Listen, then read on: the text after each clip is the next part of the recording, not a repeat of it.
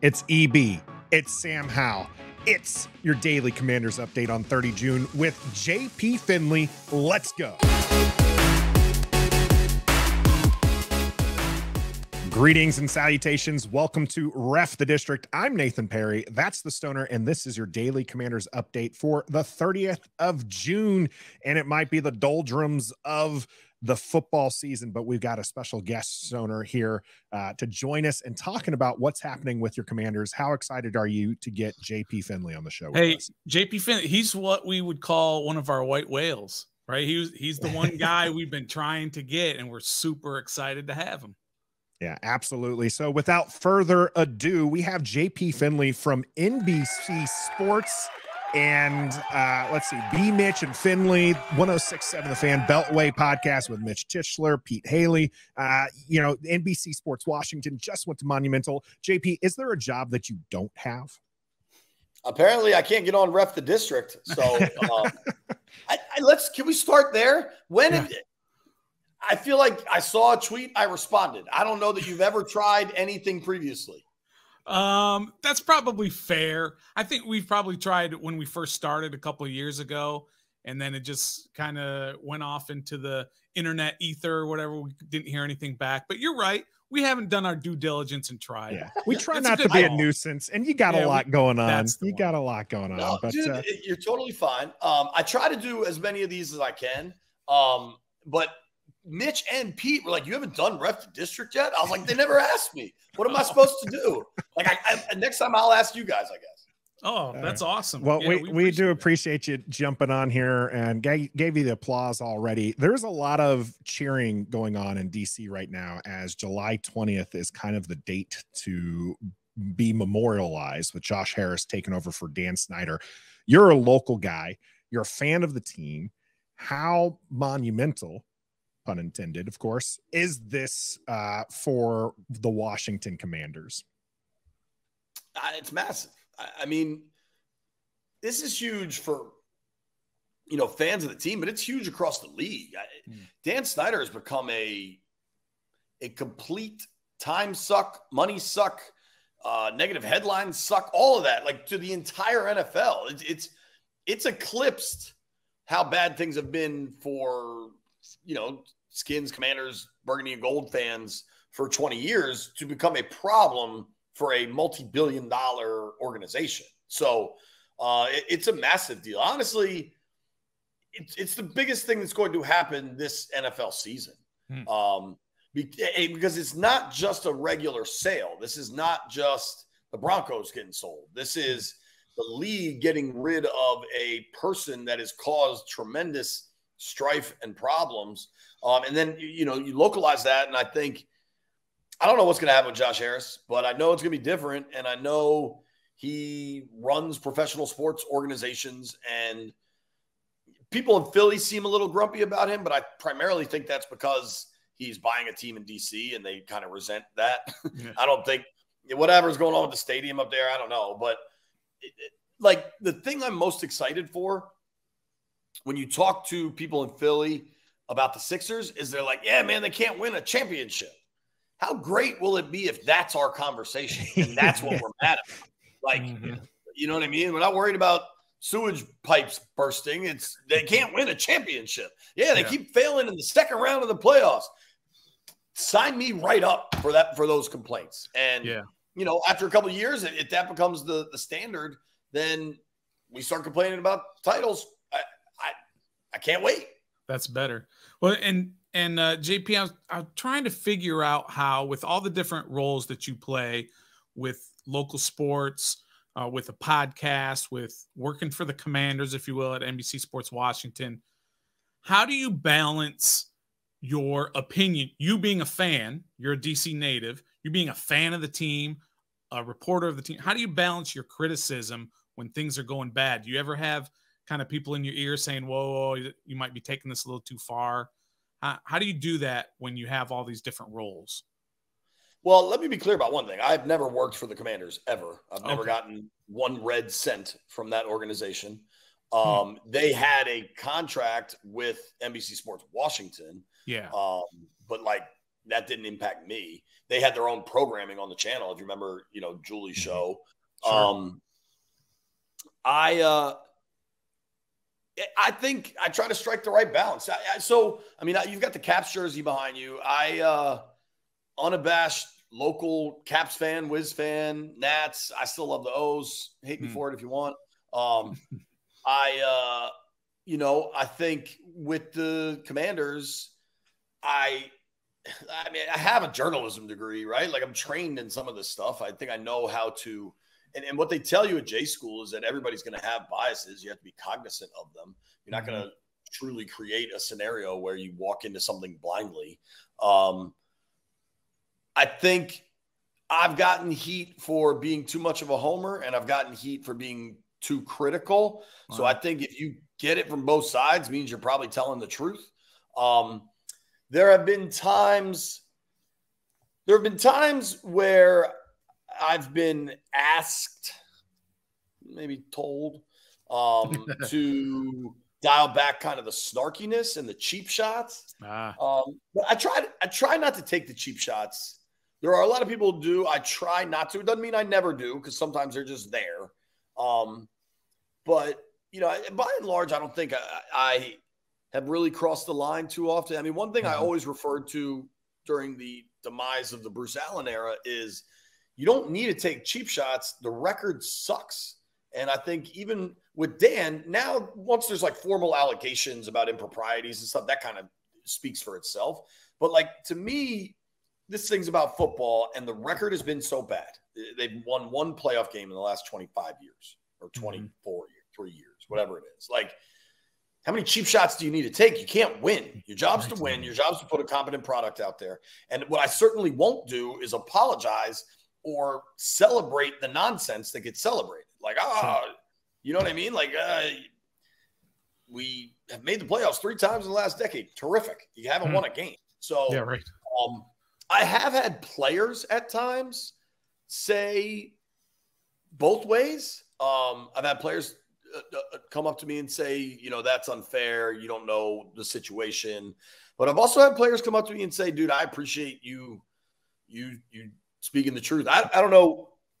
Last winter, I guess, at the Week 17 loss to the Browns, I kind of went off in the post-game show in a clip that gained a pretty good amount of traction.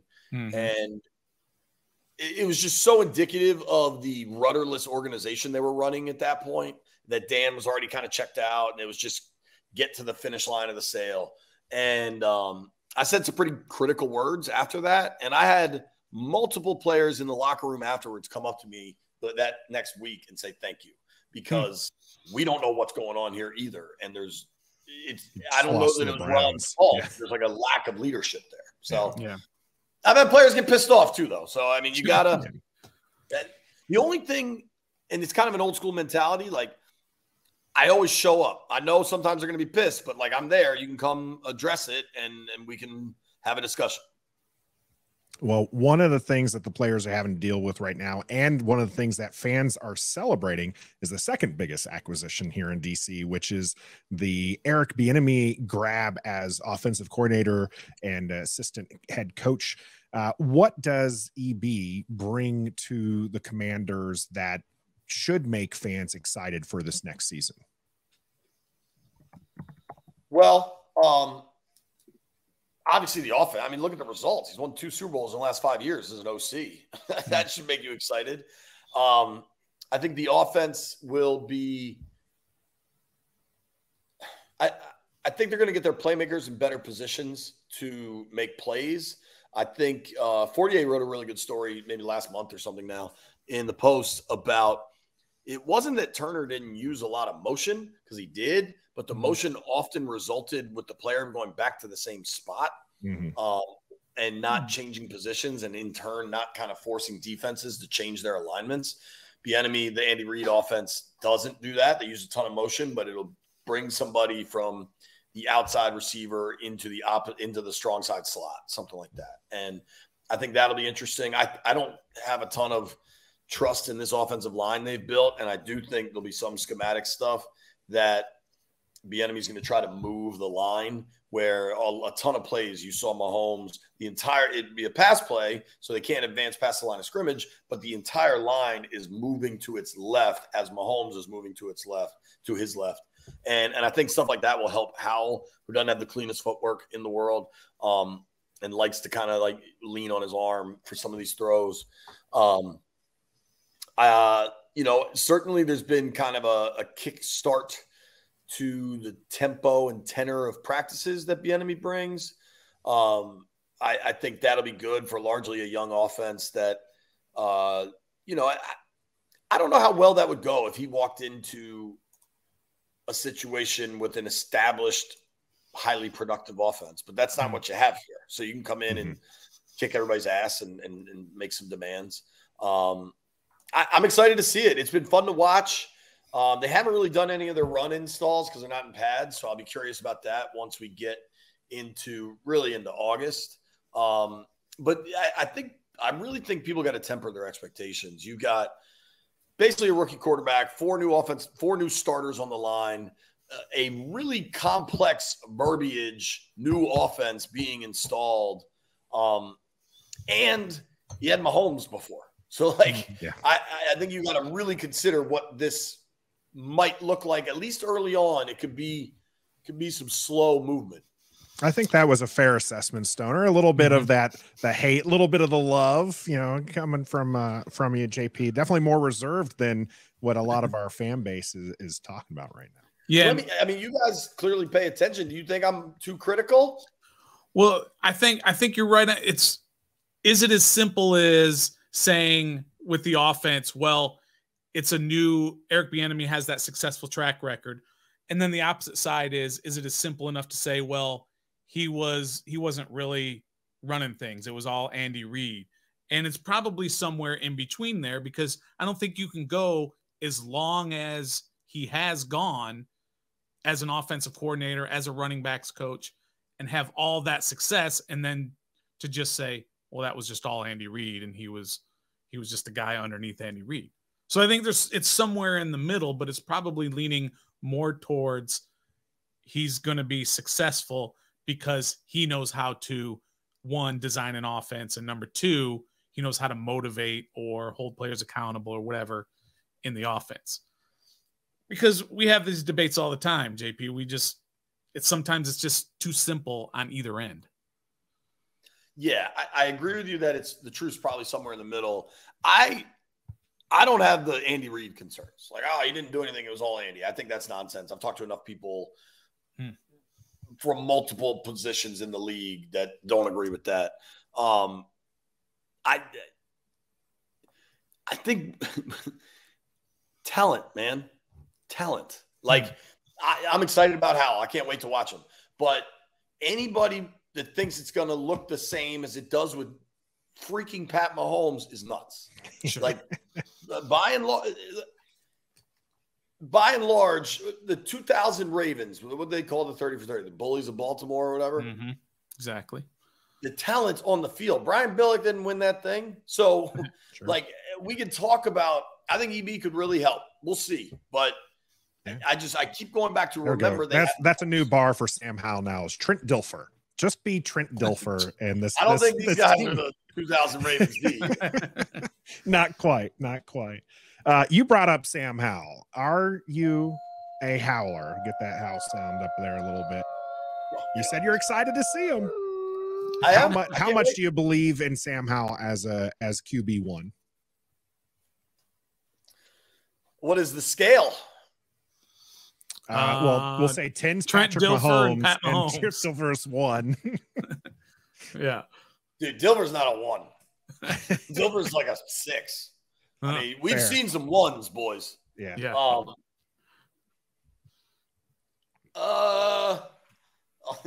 10 is Mahomes. I think we'll go back as 1. How's that? I'm trying to think of the awful names we've had a card out there.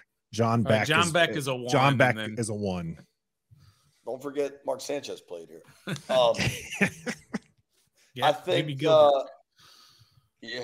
Gilbert was all right for all. Yeah, what's eating Gilbert grape? I like that one. Howell has a live arm. He's strong for his size. Good athleticism, not necessarily great footwork, but good athleticism, can scoot a little bit. Smart, works hard, humble. I mean, all the off-field stuff, he's everything you want. I worry about the turnovers. I worry about the turnovers with all young quarterbacks. I worry about the situation he's in, where you've got a coach and a staff that really aren't in a position to develop a young quarterback, but claim that's what they're going to do. You know, the NFL is far too often about self-preservation. And,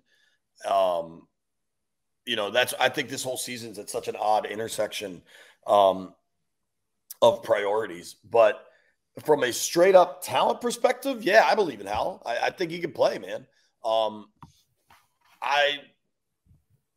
You know, evaluating quarterbacks is incredibly difficult. So if anybody claims they know, they're lying. I think the best word for me with Howell is I'm very intrigued. I can't wait to see it. I think the practices in Baltimore and then that Monday nighter against the Ravens in the preseason is going to be really, really telling of what to expect. I think the biggest reason for optimism, I would say, is that fans were incorrect to be excited by Sam Howell's performance last year in Baltimore in that third preseason game. If that was a real game, he would have gotten his head blocked, just knocked off. He was he didn't get through his reads at all. He was running almost immediately. That performance would have had him out of the league within 2 years. And I know that if you look at the stats and whatever, and the preseason is kind of fun to watch a quarterback run around, but the leaps and bounds of growth from that performance to week 18 against the Cowboys, when he wasn't playing, I mean, he's learning on scout team and watching film. I think that was some of the most encouraging player development we've seen from a Commanders player in some time, maybe since kind of if you remember the growth we saw out of Kam Curl his rookie year, where, I mean, go back and look at his snap counts. He was barely playing until a little bit after Halloween. And then by the end of the year, he's playing 85-90% of the snaps. I thought that was really encouraging from Howell, especially what he did with his eyes, just getting through his progressions. And if he can continue to develop like that, I think they've got a real player. So everybody's got to be ready for the lows, because it's a young passer trying to learn the NFL. But as long as we can stomach the lows and they're not too frequent, I think he's got a hell of an opportunity, and I'm excited to watch what happens.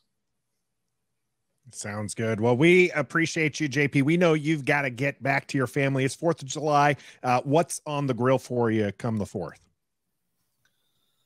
I don't know, man. My wife might have a bunch of people coming over here, and if it's a lot of people, it gets a little more difficult. I would probably just do like burgers and dogs for the 4th. Classic. We might just do like a crock pot, like a pork shoulder or something, because it's just easier than trying to man a grill with kids running around and all sorts of stuff. Well, again, this is JP Finlay from NBC4 Sports. B. Mitch and Finlay on 7 The Fan. Beltway podcast with Mitch Tischler and Pete Haley. And now on Ref the District. We appreciate you, JP, for joining us. And until next time. Yes, sir. Be a fan. Finally made it.